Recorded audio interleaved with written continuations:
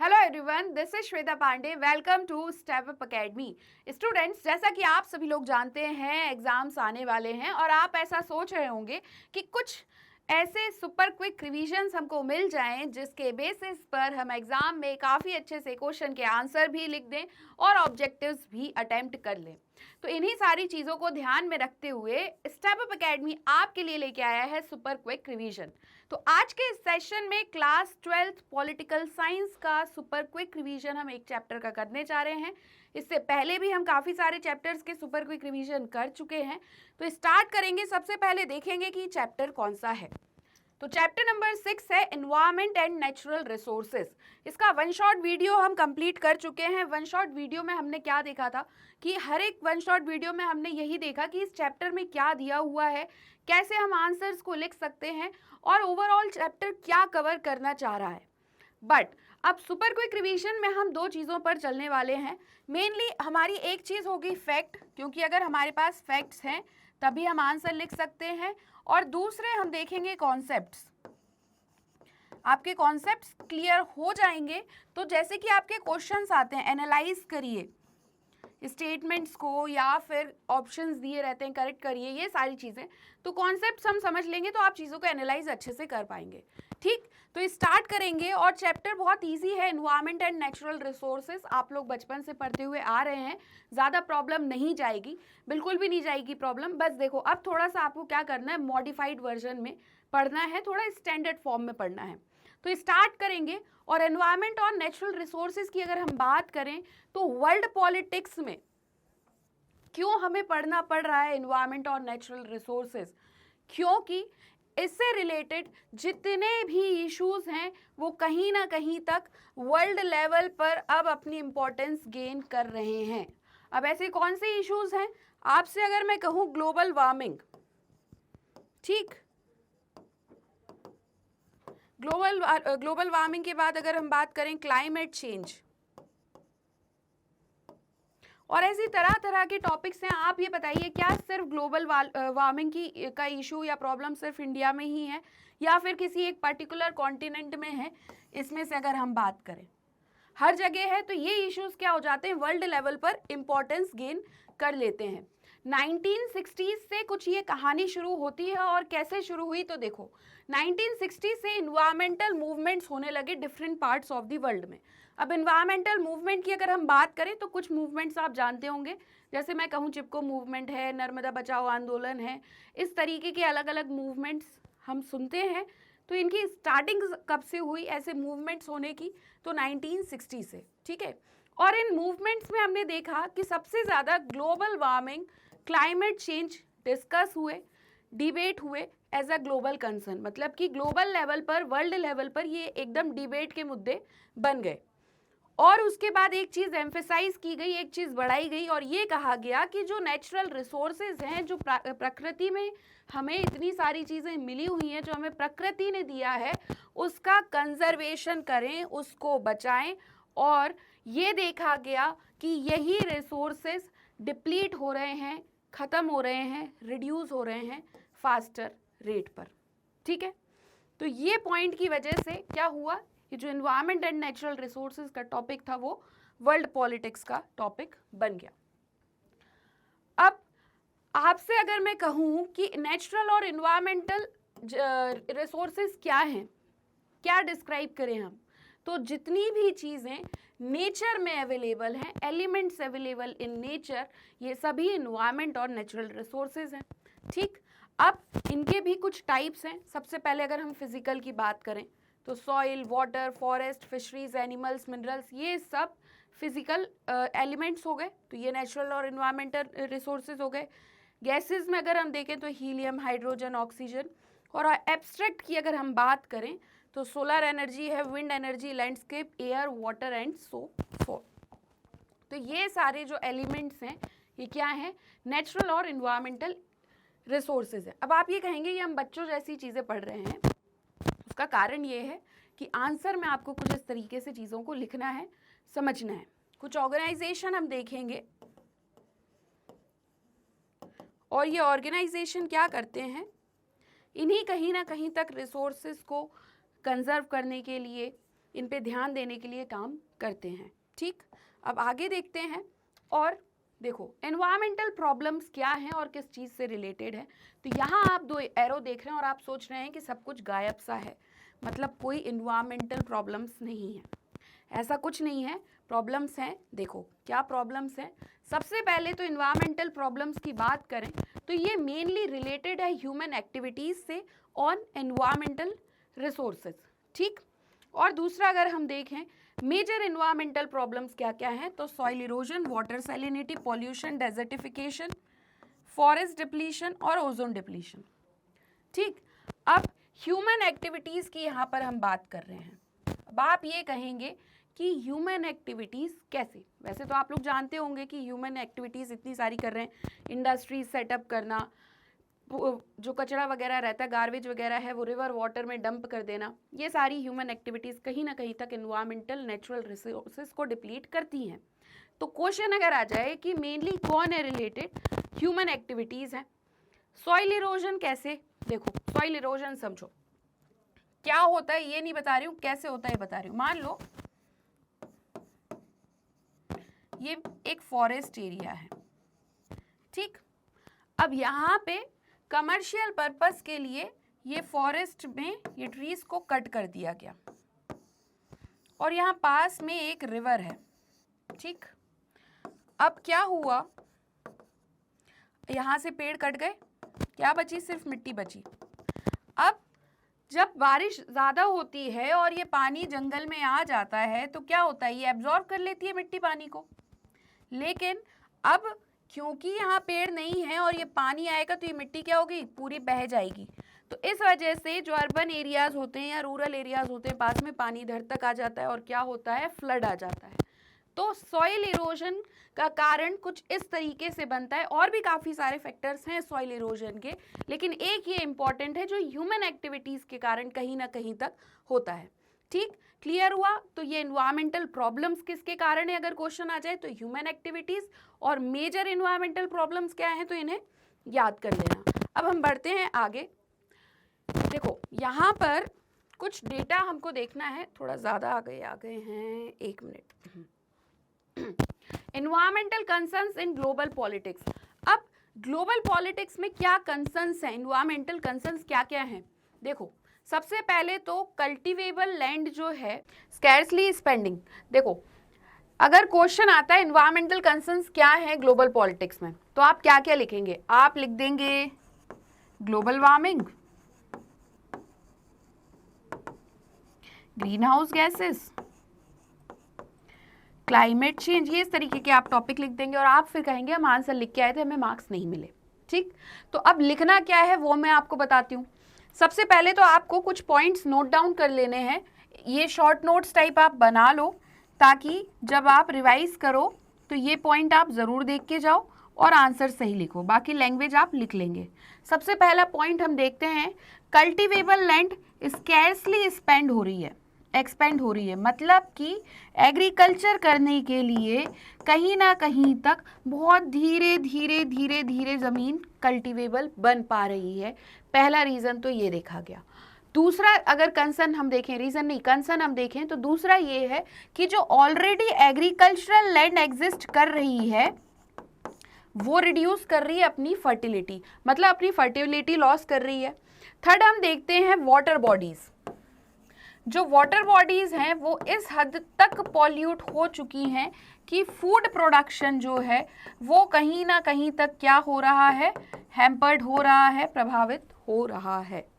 ठीक, क्लियर हुआ। तो ये ग्लोबल कंसर्न्स हैं। उसके बाद एक रिपोर्ट है यूएनडीपी की, एचडीआर रिपोर्ट है, ये रिपोर्ट आई थी 2016 में। इस रिपोर्ट के तहत यूएनडीपी की इस रिपोर्ट ने कहा कि 663 मिलियन पुअर पीपल, ठीक, in poor countries, people in poor countries, मतलब कि 663 मिलियन लोग जो पुअर कंट्रीज में हैं, इन्हें सेफ ड्रिंकिंग वाटर नहीं मिल पाता, और 2.4 बिलियन जो है इन्हें सैनिटेशन का एक्सेस नहीं है।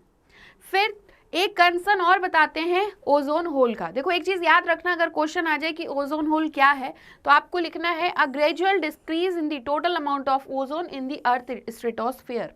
देखो ये हमारा अर्थ है और ये ओजोन लेयर है। ये क्या करती है, हार्मफुल यूवी रेज को अर्थ तक आने से प्रोटेक्ट करती है।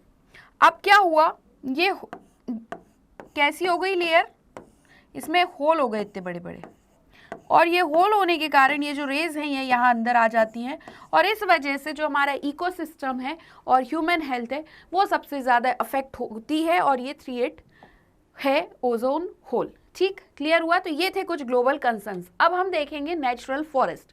देखो नेचुरल फॉरेस्ट भी ग्लोबल लेवल पर कंसर्न इसलिए है, सबसे पहले तो ये ध्यान रखो कि क्या करते हैं नेचुरल फॉरेस्ट को लोग, क्या करते हैं, कट डाउन करते हैं और डिस्प्लेस्ड हो जाते हैं। Cut down and people are being displaced. अगर हम शिफ्टिंग कल्टीवेशन की बात करें तो आपको पता होगा कि एक ऐसे फॉरेस्ट एरिया रहता है, यहाँ पे कुछ लोग आते हैं, यहाँ पे खेती किसानी करते हैं, और जैसे ही इनका काम हो जाता है खेती किसानी का, ये इतने एरिया को जला देते हैं। ठीक, तो नेचुरल फॉरेस्ट क्या हुए, या तो कट कर दिए जा रहे हैं या उतनी जगह जलाई जा रही है, और वो बाद में क्या होते हैं, कल्टीवेबल नहीं हो पाते हैं। अब नेचुरल फॉरेस्ट इंपॉर्टेंट क्यों है अगर क्वेश्चन आ जाए, क्योंकि ये हमारे क्लाइमेट को क्या करते हैं, स्टेबलाइज करते हैं, मॉडरेट वाटर सप्लाईज करते हैं, और जो हमारी प्लानेट पर जो स्पीशीज रह रही हैं उनका घर है नेचुरल फॉरेस्ट। ठीक, क्लियर हुआ। तो ये इंपॉर्टेंस है नेचुरल फॉरेस्ट की। थर्ड हम देखते हैं, फिर हम देखते हैं कोस्टल पॉल्यूशन। देखो कोस्टल पॉल्यूशन ऐसे समझ लो, ये इंडिया के अगर हम साउथ पार्ट की बात करें, ठीक, तो ये जो एरिया है ये क्या हो गया, कोस्टल एरिया हो गया। यहाँ पास में क्या हो गए, आजू बाजू समुद्र, तटीय क्षेत्र हो गए। तो कोस्टल पॉल्यूशन देखा गया इस वर्ल्ड में, इसलिए इसका भी प्रॉब्लम कहीं ना कहीं तक राइज हुआ। जो ओपन सी है कहीं ना कहीं तक ज़्यादा क्लीन है due to land based activities, coastal waterways are becoming increasingly polluted. मतलब कि जो उन्होंने ये कहा, जो ओपन सी है, मान लो ये इस साइड का जो ओपन सी है ये तो साफ है, लेकिन जो ये तटीय क्षेत्र है, जो कोस्टल एरिया, इसके पास ये इतना ज़्यादा कचरा है कि ये पॉल्यूटेड है। ठीक, तो ये कुछ एनवायरमेंटल ग्लोबल कंसर्न्स हैं। अब बात ये आती है कि इन पे क्या किया जाए। प्रोटेक्शन ऑफ ग्लोबल कॉमन्स की हम बात करते हैं। हमने ये देखा है कि कॉमन वर्ड किसके लिए यूज़ कर रहे हैं, पहले तो ये ध्यान रखो, ऐसी प्लेसेस या ऐसी थिंग्स जो किसी भी एक पर्टिकुलर स्टेट की टेरिटरी में नहीं आती है, एडमिनिस्ट्रेशन में नहीं आती है, तो ऐसी प्लेसेस पूरे वर्ल्ड लेवल पर कॉमन एरिया हो जाते हैं और पूरे वर्ल्ड को इन पे वर्क करने के लिए काम करना पड़ता है। ठीक, क्लियर हुआ। जैसे कि मैं अंटार्कटिक रीजन की बात करूं तो क्या ये किसी कंट्री के एडमिनिस्ट्रेशन में आता है, किसी कॉन्टिनेंट के एडमिनिस्ट्रेशन में आता है, नहीं। तो ये हो गया कॉमन। इसे प्रोटेक्ट करने के लिए सबको कहीं ना कहीं तक एफर्ट्स लगाने हैं। ठीक, तो प्रोटेक्शन ऑफ ग्लोबल कॉमन से पहले ग्लोबल कॉमन ये समझ लो, रिसोर्सेज जो किसी भी एक व्यक्ति के द्वारा ओन्ड नहीं किए जाते हैं, एक पूरी कम्युनिटी से शेयर करती है, इसे हम कहते हैं Commons. For example common room, community centre, park और अ रिवर। ठीक, क्वेश्चन अगर आए कि कॉमन्स क्या है, तो resources which are not owned by any one but rather shared by a community are known as commons. इसी तरीके से वर्ल्ड लेवल पर कुछ एरियाज हैं जो outside the sovereign jurisdiction of any state के इस्टेब्लिश हैं या लोकेटेड हैं, इसलिए इन्हें कॉमन गवर्नेंस की ज़रूरत है इंटरनेशनल कम्युनिटी के द्वारा। एग्जाम्पल है earth atmosphere, Antarctica, the ocean floor and outer space. ठीक, क्लियर हुआ। तो ये टॉपिक यहाँ पर, इसके आगे अगर हम देखें, एक और क्वेश्चन है इस चैप्टर में, एक टॉपिक है मतलब कि कॉमन बट डिफरेंशिएटेड रिस्पॉन्सिबिलिटीज। ये क्या होता है, देखो एक सबसे पहले तो हमको ये पता है कि ये डिवाइडेड है नॉर्थ और साउथ में। किस बेसिस पर, इनकी थिंकिंग के बेसिस पर, वर्क के बेसिस पर। एक है डेवलप्ड कंट्री और दूसरी है डेवलपिंग कंट्री। ठीक, तो ये दोनों कंट्रीज हैं। अब ये ध्यान रखना, जो डिफरेंस ऑफ ओपिनियन है नॉर्थ और साउथ के बीच में वो है एनवायरमेंटल कंजर्वेशन को लेकर। कैसे? डेवलप्ड या फिर जो नॉर्दर्न स्टेट है वो एनवायरमेंटल इश्यूज जो हैं वो ये कहते हैं कि अभी जो भी स्थिति है उसको ध्यान में रखते हुए नॉर्थ को भी वर्क करना पड़ेगा, मतलब डेवलप्ड कंट्री को भी वर्क करना पड़ेगा, और साउथ को भी वर्क करना पड़ेगा, डेवलपिंग कंट्री को। वहीं साउथ का कहना यह है कि जो एनवायरमेंटल डिग्रेडेशन हुआ है उसका कारण नॉर्थ है, डेवलप्ड कंट्रीज हैं, इसलिए इन्हें एफर्ट्स लगाने चाहिए हमारे एनवायरमेंट को सही करने के लिए। ठीक, तो ये 2 पॉइंट में ये चीज़ बताई गई है। फिर इसके बाद एक रियो समिट होती है 1992 में, और एक चीज़ एक्सेप्ट की जाती है कि डेवलपिंग कंट्रीज़ के लिए स्पेशल नीड्स की ज़रूरत है, इन्हें ध्यान में रखना चाहिए उनके डेवलपमेंट में, इंटरप्रिटेशन में ऑफ इंटरनेशनल एनवायरमेंट लॉ, और इसे कहा गया कॉमन बट डिफरेंशिएटेड रिस्पॉन्सिबिलिटीज़। अभी ये लास्ट पॉइंट आपको क्लियर नहीं हुआ होगा। देखो समझो, यहाँ पर हम 2 तरीके के कंसर्न देख रहे हैं, एक साउथ कंट्री है या डेवलप्ड कंट्री, और दूसरी हम देख रहे हैं नॉर्थ। ठीक, अब इन दोनों के आर्ग्यूमेंट चल रहे हैं। एक का कहना है कि अभी जो स्थिति है उस हिसाब से काम करो, ये नॉर्थ कह रहा है क्योंकि ये डेवलप्ड कंट्री है। साउथ का कहना है कि एक तो ये डेवलपिंग कंट्री है, यहाँ पर विकास हो रहा है, ठीक है, चीज़ें बढ़ रही हैं, तो इनका कहना है कि जब हमने नेचुरल इन्वायरमेंट को कुछ किया ही नहीं है, हमने रिसोर्सेज ही यूज़ नहीं किया, हमने इतना इंडस्ट्रियलाइजेशन ही नहीं किया, हमने ऐसा कुछ नहीं किया जिसकी वजह से हमारी जो प्रकृति है, जो नेचर है, वो कहीं ना कहीं तक अफेक्ट हो, तो हम इतने एफर्ट्स नहीं लगाएंगे, साउथ को काम करना पड़ेगा। तो इसी चीज़ के लिए जो समिट हुई 1992 में, इसमें यह कहा गया कि अब जब हम इंटरनेशनल एनवायरमेंटल लॉ बनाएंगे, मतलब कुछ ऐसे नियम बनाए जाएंगे, कानून बनाए जाएंगे जो पूरे अर्थ पे सारी कंट्रीज़ को फॉलो करने होंगे, उस टाइम पे जो डेवलप्ड कंट्री नहीं, जो डेवलपिंग कंट्रीज़ हैं उनकी नीड को ध्यान में रखेंगे, और उस बेसिस पर हम लॉ बनाएंगे कि मान लो कुछ वर्क हम नॉर्थ को देंगे इसलिए क्योंकि ये डेवलप्ड कंट्रीज़ हैं, और साउथ को कुछ वर्क नहीं देंगे, या कुछ लॉ साउथ के लिए नहीं होंगे। तो ये इसमें डिसाइड किया गया, और ये इसी लॉ को कहा गया, इसी प्रिंसिपल को कहा गया कॉमन बट डिफरेंशिएटेड रिस्पॉन्सिबिलिटीज़। हैं कॉमन लेकिन रिस्पॉन्सिबिलिटीज़ अलग अलग होंगी। ठीक, अब 1992 में एक ये फुल फॉर्म याद रखना, UNFCCC का पूछा जा सकता है, United nation framework convention on climate change. इसमें कहा गया कि जो पार्टीज हैं ये इक्विटी के बेसिस पर एक्ट करें and in accordance with their common but differentiated responsibility and respective capabilities, ये UNFCCC ने कहा। ठीक, उसके बाद क्योटो प्रोटोकॉल होता है। ये क्या था? एक ये इंटरनेशनल एग्रीमेंट था जिसमें टारगेट सेट किए गए इंडस्ट्रियलाइज्ड स्टेट्स को कि ये अपनी ग्रीन हाउस गैस एमिशंस जो कर रहे हैं उसे कट करें। मतलब कि क्योटो प्रोटोकॉल ने क्या कहा? क्योटो प्रोटोकॉल ने कहा मान लो ये कुछ स्टेट्स हैं जहाँ पे इंडस्ट्रीज़ हैं, ठीक है, इंडस्ट्रियलाइजेशन है, तो इन्होंने ये कहा कि जो इंडस्ट्रियलाइज्ड स्टेट्स हैं या इधर से जो ग्रीन हाउस गैसेस एमिट हो रही हैं उनको रिड्यूस करें। ये इंटरनेशनल एग्रीमेंट क्योटो प्रोटोकॉल में कहा गया। ठीक, क्लियर हुआ। अब एनवायरमेंटल मूवमेंट्स की बात करें तो कुछ मोस्ट सिग्निफिकेंट एनवायरमेंट मूवमेंट्स आप जानते हैं जो कि एनवायरमेंटल डिग्रेडेशन जो चैलेंज कहीं ना कहीं तक दे रहा था उसके लिए आए। काफ़ी सारे different parts of the world में जो वॉलंटियर्स हैं एनवायरमेंट को लेके, काफ़ी सारे NGOs हैं, इन्होंने ये मूवमेंट्स को किया और इन्हीं मूवमेंट से न्यू आइडियाज़, एक नई विचारधारा, एक नई सोच और एक लॉन्ग टर्म विजन्स रेज्ड हुए। ठीक, कुछ इन्वायरमेंटल मूवमेंट्स में सबसे पहले आता है फॉरेस्ट मूवमेंट।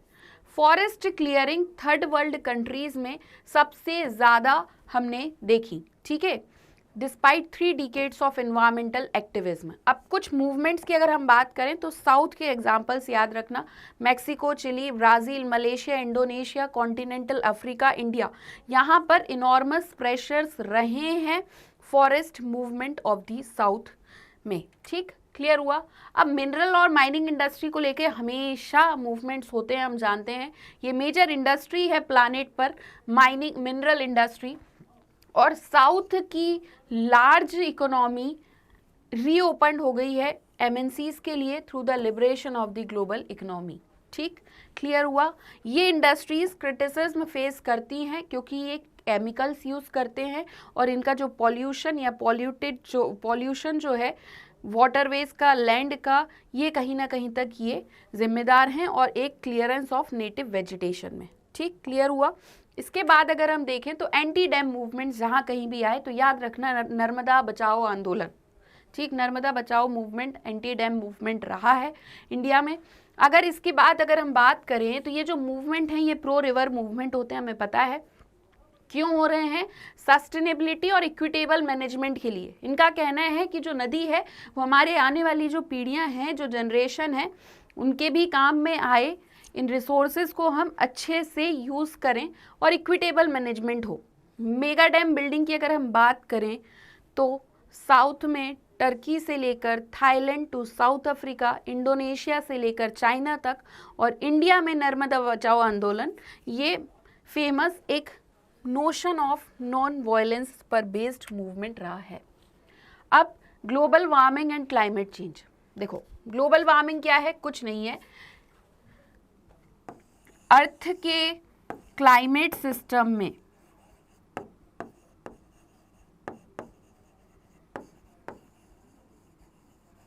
एक long term heating of earth climate. ठीक, since the pre-industrial period due to human activities, primarily fossil fuel burning, which increases heat trapping greenhouse gases levels in earth atmosphere।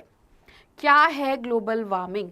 Global warming कुछ नहीं है, जो अर्थ का climate system है ये long term तक heat इसमें सबसे ज़्यादा रहेगी। ठीक, सबसे ज़्यादा गर्मी, हीट ऐसे समझ सकते हो। ठीक, और ये जो ग्लोबल वार्मिंग है ये प्री इंडस्ट्रियल पीरियड से देखा जा रहा है, मतलब कि इंडस्ट्रीज जब नहीं थी उससे पहले से, और कारण था ह्यूमन की एक्टिविटीज़, फ्यूल बर्निंग, ये सारी चीज़ें heat trapping greenhouse gases को बढ़ा देती हैं अर्थ एटमॉस्फेयर में। क्लाइमेट चेंज क्या होता है? क्लाइमेट चेंज का मतलब है एक long term change average weather pattern में, जिसे हम अर्थ लोकल, रीजनल या ग्लोबल क्लाइमेट कहते हैं। ठीक, क्लियर हुआ यहाँ तक? ये हो गया ग्लोबल वार्मिंग। कॉजेज क्या क्या हैं? तो फॉसिल फ्यूल्स का इंक्रीज, जैसे कि coal, oil and gas, electricity generate करने के लिए, कार रन करने के लिए, transport, power, manufacturing industry. Deforestation भी, डिफॉरेस्टेशन क्यों ग्लोबल वार्मिंग का कारण बन रहे हैं? क्योंकि ट्री क्या करते हैं? ट्री कार्बन डाइऑक्साइड को एब्जॉर्ब करते हैं। जो CO2 है, जो कार्बन डाइऑक्साइड है, मान लो ये एक एरिया है, यहाँ पे पेड़ लगे हुए हैं, ठीक, ये क्या करेंगे? ये जितनी भी CO2 है, कार्बन डाइऑक्साइड है, उन्हें एब्जॉर्ब कर लेंगे, तो टेम्परेचर कम होगा, हमारा सिस्टम अच्छा होगा। बट अब क्या किया, ये ट्रीज कट कर दिया, अब कहाँ जाएगी CO2? तो ये हीट ट्रैपिंग गैस की तरह काम करने लगती है, ग्रीन हाउस गैसेस की तरह। ठीक है, इंटेंसिव एग्रीकल्चर बढ़ रहा है, जिसकी वजह से मीथेन और नाइट्रस ऑक्साइड कहीं ना कहीं तक एमिट होती है। तो ये दो गैसेस का नाम याद रखना, ये पूछा जा सकता है। फिर ग्लोबल इनिशिएटिव्स क्या क्या रहे क्लाइमेट चेंज पर? तो सबसे पहला है मॉन्ट्रियल प्रोटोकॉल 1987 का। क्या था मॉन्ट्रियल प्रोटोकॉल? तो ये हिस्टोरिकल एनवायरमेंटल अकॉर्ड रहा है, जो मॉडल बना future diplomacy on the climate issue का। ठीक, हर एक कंट्री ने ट्रीटी को रेटिफाई किया मॉन्ट्रियल प्रोटोकॉल के तहत, जिसमें इन्हें क्या करना था, जैसे कि हम क्योटो प्रोटोकॉल में ग्रीन हाउस गैसेस देख रहे थे, मॉन्ट्रियल प्रोटोकॉल में कहा कि stop producing substances that damage the ozone layer. ऐसे सब्सटेंसेस को बनाना बंद करो जो ओजोन लेयर को डैमेज करते हैं। ठीक, जैसे कि सच एज SCFCs, क्लोरोफ्लोरोकार्बन्स। ठीक, प्रोटोकॉल सक्सीड हुआ। कैसे सक्सीड हुआ? हमने देखा nearly 99% of these ozone depleting substances eliminate कर दिए गए। ठीक, कम हो गए। अब UN framework convention on climate change 1992 का है। इसमें क्या याद रखना है सॉरी, ये रेटिफाई किया गया 197 कंट्रीज के द्वारा, जिसमें US भी था। लैंडमार्क अकॉर्ड रहा, एक्सप्लिसिटली इसने एड्रेस किया क्लाइमेट चेंज को। नाम से ही समझ में आ रहा होगा, कन्वेंशन ऑन क्लाइमेट चेंज। इसकी एनुअल फोरम इस्टेब्लिश की गई, कोप जिसे कहते हैं, conference of parties, international discussion के लिए। Concentration of green house gases को देखते हुए डिस्कशन करेंगे और ये मीटिंग प्रोड्यूस करती हैं क्योटो प्रोटोकॉल और पेरिस एग्रीमेंट को। ठीक, इनके स्क्रीनशॉट ले लो और यही आपको लिखना है, ज़्यादा कुछ नहीं लिखना है। क्योटो प्रोटोकॉल 2005 का आप देख रहे हैं, इसे अडॉप्ट किया था 1997 में, 2005 में ये इफेक्ट में आया और लीगल बाइंडिंग है ये, first legally binding climate treaty. इसमें क्या कहा गया कि ग्रीन हाउस गैसेज एमिशंस जो कंट्रीज कर रही हैं इंडस्ट्रियलाइजेशन के कारण, उन सब्सटेंसेस को कट किया जाएगा। चाइना, इंडिया और अदर डेवलपिंग कंट्रीज इन चीज़ों से, इनके ये रिक्वायरमेंट से दूर रखी गई। हमने देखा ना, नॉर्थ और साउथ में कॉमन बट डिफरेंशिएटेड रिस्पॉन्सिबिलिटीज़ की बात की गई। फिर है पेरिस एग्रीमेंट 2015 का, इसमें भी क्या करना है, all countries requires all countries to set emission reduction pledges। मतलब कि emission reduction pledges की बात अगर हम कहें तो गवर्नमेंट ने कुछ टारगेट सेट किए हैं जो नेशनली डिटरमाइंड कॉन्ट्रीब्यूशंस होंगे। इनका गोल क्या है, देखो एक चीज़ याद रखना, जैसे ही पेरिस एग्रीमेंट आ जाए ये वाला point, goal of preventing the global average temperature from rising 2 degree Celsius 3.6 degree Fahrenheit above pre-industrialization levels and pursuing efforts to keep it below 1.5 degree Celsius, that is 2.7 degree Fahrenheit। ठीक, एक और इसका M रहा है Paris agreement का, ये है to reach global net zero emissions तक पहुंचना है, जहां पर ग्रीन हाउस गैसेस की अमाउंट क्या होगी, एटमॉस्फेयर से रिमूव हो जाएगी in second half of the century. ठीक, क्लियर हुआ। तो ये है पेरिस एग्रीमेंट 2015। हर 5 साल में कंट्रीज़ क्या करती हैं, अपनी प्रोग्रेस को असेस करती हैं कि आपने एग्रीमेंट को कितना अप्लाई किया है, जिस प्रोसेस को कहते हैं global stock take. The first is plan for 2003 के लिए पहली बार ये प्लान की गई थी। अब कंजर्वेशन ऑफ नेचुरल रिसोर्सेज, देखो सबसे पहले तो ये याद रखो कि हम पढ़ रहे हैं पॉलिटिकल साइंस का टॉपिक, तो पॉलिटिकल साइंस में क्या इंपॉर्टेंस, ऐसी क्या इंपॉर्टेंस हो गई नेचुरल रिसोर्सेज कंजर्वेशन की, तो ये ध्यान रखो कि जो एनवायरनमेंट का सस्टेनेबल मैनेजमेंट है, मतलब कि इस तरीके से मैनेजमेंट करना कि आज की जनरेशन को भी मिल जाए और आने वाली जनरेशन को भी कुछ इसी तरीके से हम प्रोवाइड कर सके नेचर को। ठीक, सस्टेनेबल मैनेजमेंट एनवायरनमेंट का क्यों ज़रूरी है और नेचुरल रिसोर्सेज का, ये पॉलिटिकली और इकोनॉमिकली दोनों तरीके से इंपॉर्टेंस इसकी देखी जाती है, क्योंकि पॉलिटिकल ग्रोथ और इकोनॉमिक ग्रोथ के लिए इम्पॉर्टेंट है sustainable management of the environment और ह्यूमन वेल बीइंग के लिए भी। जब हम सस्टेनेबल मैनेजमेंट करते हैं या नेचुरल रिसोर्सेज को अच्छे से मैनेज करते हैं, renewable natural resources, watershed, productive landscape, seascapes, ये सब हमें एक फाउंडेशन प्रोवाइड करती हैं सस्टेन्ड इंक्लूसिव ग्रोथ का, फूड सिक्योरिटी का और पॉवर्टी रिडक्शन का। ठीक, क्लियर हुआ। इसलिए कंजर्वेशन ऑफ रिसोर्सेज का मतलब क्या है, जुडिशियस और प्लान्ड यूज़, इस एक जुडिशियस यूज़ करें, जस्टिफाइबल वे में हम चीज़ों को यूज़ करें, प्लान्ड वे में यूज़ करें और नेचुरल रिसोर्सेज को रीयूज़ करें ताकि वेस्टेज ना हो, मिसयूज़ ना हो या ओवर यूज़ ना हो। ठीक, मेथड्स क्या है कंजर्वेशन की, ये पूछा जा सकता है। तो अवेयरनेस क्रिएट करना सबसे ज़्यादा ज़रूरी है कि किस तरीके से लोगों को ये जागरूक करना ज़रूरी है कि प्रिजर्वेशन और कंजर्वेशन क्यों ज़रूरी है हमारे नेचुरल इन्वायरमेंट का या रिसोर्सेज का। इन्हें अवेयर बनाना पड़ेगा कि अगर डिस्ट्रक्शन हो जाता है नेचुरल रिसोर्सेज का तो हमारे लिए कितने ज़्यादा हार्मफुल हैं। कुछ इस इमेज से, जैसे कि आपने देखा होगा कभी कुछ कॉम्पिटिशन्स होते हैं इन्वायरमेंट पर, तो ऐसी इमेजेस बनाते हैं, तो ऐसे अवेयर किया जाएगा कि अभी तो हमारे पास ऐसा है, लेकिन अगर हम इसे कंजर्व नहीं करेंगे, प्रिजर्व नहीं करेंगे, तो हम इस स्थिति पर आ सकते हैं जिसमें हम सिर्फ हीट ट्रैपिंग देख रहे हैं। ठीक, क्लियर हुआ। उसके बाद एफॉरेस्टेशन, ठीक, ये भी कहीं ना कहीं तक preventing the felling of immature और young trees and creating awareness among people, planting nurturing trees that may help in conserving forest. तो ये मेथड्स ऑफ कंजर्वेशन है। एक टेरेस फार्मिंग, हाँ ये क्वेश्चन आ सकता है, हिली रीजन्स जो होते हैं ना, देखो आपने देखा होगा नॉर्थ में ये जो पहाड़ी क्षेत्र हैं, अब यहाँ पे खेती किसानी कैसे होगी, तो यहाँ पर देखते हैं हम टेरेस फार्मिंग हिली रीजन्स में, फिर उसके बाद contour ploughing, controlling the shifting cultivation, overgrazing, plugging the gullies, ये कहीं ना कहीं तक इम्पॉर्टेंट मेथड्स हैं सॉइल कंजर्वेशन की। टेरेस फार्मिंग की जाती है तो क्या होगा कि जो सॉइल नीचे बह जाती है वो कहीं ना कहीं तक बच जाएगी। डैम्स का कंस्ट्रक्शन, रेन वाटर इंपाउंड करने के लिए स्प्रिंकलर्स यूज करना, टिकल या फिर ड्रिप इरिगेशन, वाटर रिसाइकलिंग, ये सारी मेथड्स हैं, आपको पता ही होंगी। मिनरल्स के लिए नॉन रिन्यूएबल रिसोर्सेज, इन्हें भी कंजर्व करना ज़रूरी है। तो ये इस तरीके के टॉपिक्स हमको लिखने हैं। और non conventional sources of energy के एग्जांपल्स हैं सोलर, विंड, वाटर, इन्हें भी डेवलप करना ज़रूरी है ताकि हम सेव कर सकें कन्वेंशनल सोर्सेज ऑफ एनर्जी। ठीक, क्लियर हुआ? तो इसी के साथ आज का हमारा सेशन कंप्लीट होता है, ये टॉपिक कंप्लीट होता है।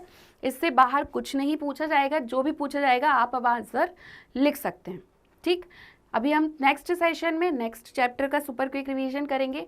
आप और इससे ज़्यादा वीडियोस देखना चाहते हैं तो आप हमारी वेबसाइट पर भी विजिट कर सकते हैं।